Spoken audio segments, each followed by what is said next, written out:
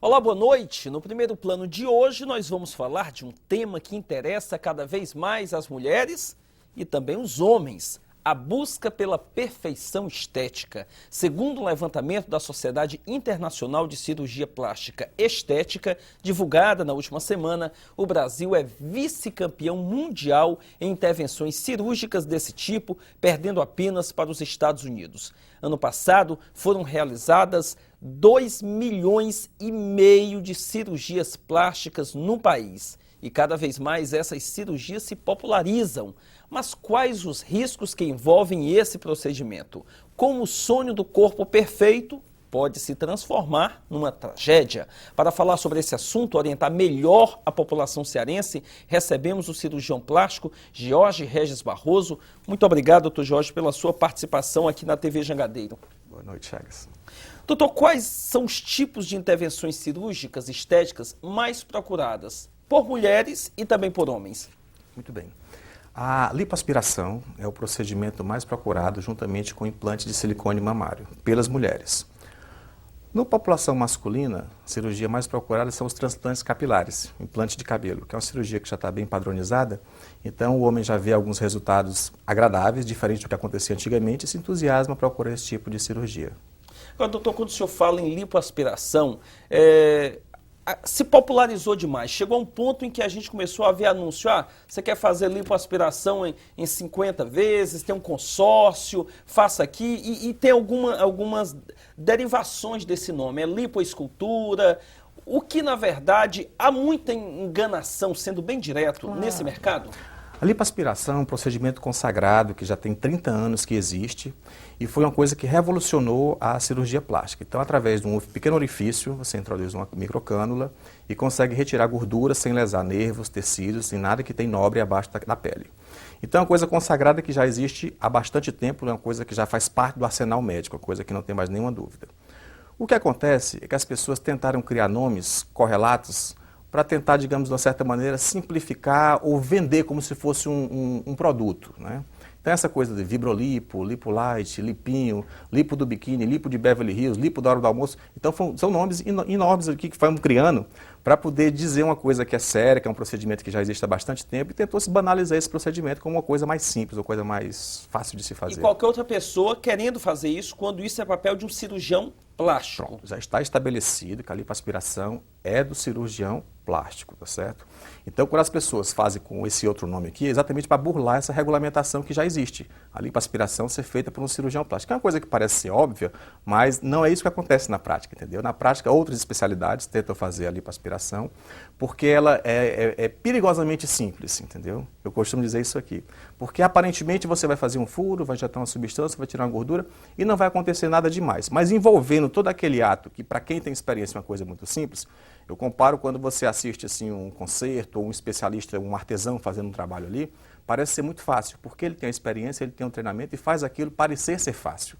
Mas a pessoa, quando não tem um treinamento, então todas as complicações possíveis vão acontecer, entendeu? Então perfuração, hematoma, sangramento, tirar volume demais, tirar o volume de uma maneira irregular, ficar com irregularidades, ter mau resultado, isso aí condena o método, condena os bons profissionais, as pessoas que fazem o procedimento da maneira correta, que têm os bons resultados. Porque quando tem um problema, dificilmente vai se dizer: aquilo aconteceu, não era especialista, não era cirurgião. Não, sempre vai dizer, foi um cirurgião plástico, mas é uma inverdade isso aí.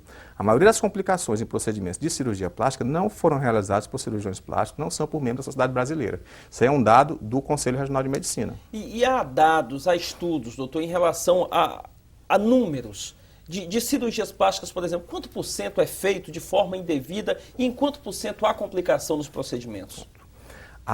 Felizmente, o que é feito de forma indevida ainda é uma minoria, mas é uma minoria que tem uma visibilidade enorme, porque são pessoas que são muito agressivas no marketing, na divulgação, foi aquilo que você falou inicialmente, do parcelamento, do consórcio, então oferece uma facilidade, as pessoas correm aquilo ali achando que vai ser uma oportunidade, é o momento de fazer aquilo ali, e depois vêm os problemas, vêm as complicações, os maus resultados, que isso aí é ruim para toda a população de cirurgiões plásticos.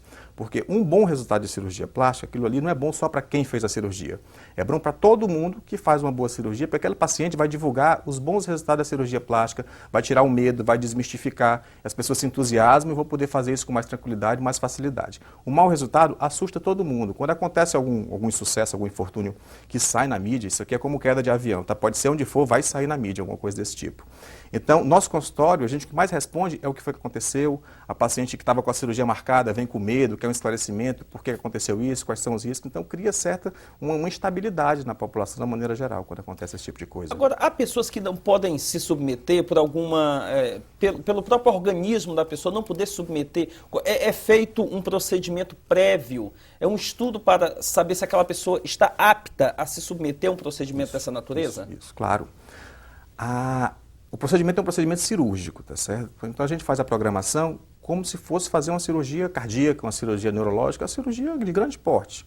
Então você pede exames pré-operatórios, você avalia como estão as condições da paciente e dependendo da idade dela, tem exames que você pede a mais, pacientes mais jovens você pede coisa a menos porque não tem necessidade, mas a paciente mais velha, uma avaliação cardiológica completa, você faz um teste ergométrico, uma esteira, porque aquilo ali é um estresse cirúrgico que a paciente passa e ela pode ter repercussões daquele volume. Então, algumas pessoas estão bem, mas está mais ou menos no limite, então não suportam uma agressão cirúrgica. Então, é muito importante fazer essa avaliação de quem pode e quem não pode. Procedimento estético é assim, o ideal é uma paciente que faz atividade física, que ela tem uma alimentação regrada e a cirurgia plástica passa a ser a última opção e não a primeira. Então ela já tentou outros mecanismos, tentou outros métodos, ou a pessoa que engravidou e o corpo modificou tremendamente depois da gravidez, que ele não vai retornar ao mesmo formato através de atividade física, então a cirurgia plástica entraria para poder resgatar e recuperar isso aqui. Casos bem indicados. Mas às vezes a paciente procura a facilidade, então eu não quero emagrecer, então vou fazer uma lipo, faz uma, duas, três. Isso aí não é uma boa paciente. Há um limite de cirurgias plásticas, por exemplo, do mesmo tipo de procedimento, uma lipoaspiração. Porque tem pessoas, por exemplo, que fazem a cirurgia plástica estética no nariz, na orelha, na boca, a lipoaspiração. No caso específico da lipoaspiração, há um limite? Você pode fazer, por exemplo, cirurgias cesarianas, há um limite. Isso. Até onde você pode falar, a mulher pode submeter a cirurgias cesarianas. No caso de uma lipoaspiração? No caso da lipoaspiração, quando você faz uma boa lipoaspiração, fica mais ou menos em uma, duas no máximo, porque 10% dos casos que você faz a cirurgia, mesmo com todo o cuidado, com marcação, com foto, com tudo, a paciente é operada deitada. Deitada, o corpo está completamente diferente dela sentada ou ela em pé.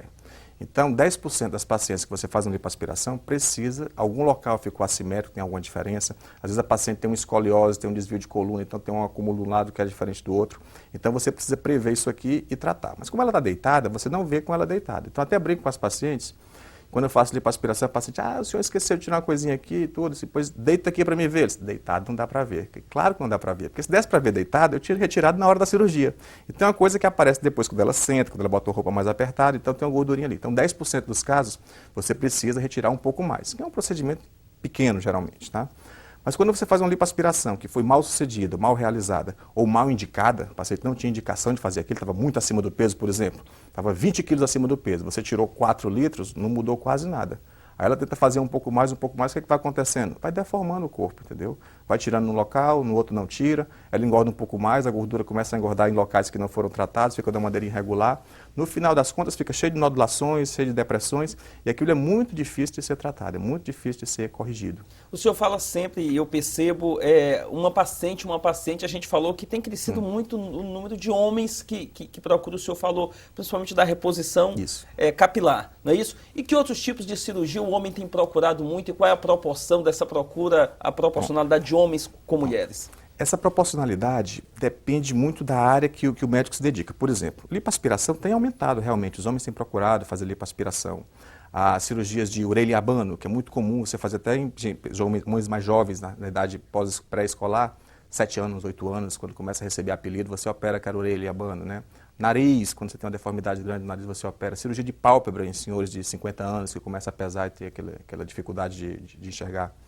Então, existem várias cirurgias que o homem procura também, mas nada se compara à procura feminina, entendeu? A feminina é disparado maior, com exceção dos transplantes capilar, porque o homem tem a calvície, que é uma calvície androgenética relacionada com o hormônio masculino, então a calvície é muito mais prevalente em homem do que em mulher. Então, quem trabalha com calvície tem um consultório praticamente só de homens. Quais são as complicações mais frequentes para quem faz uma cirurgia plástica estética? Eu gostaria que o senhor me respondesse isso, mas logo após o intervalo comercial, em apenas 2 minutos, nós estaremos de volta.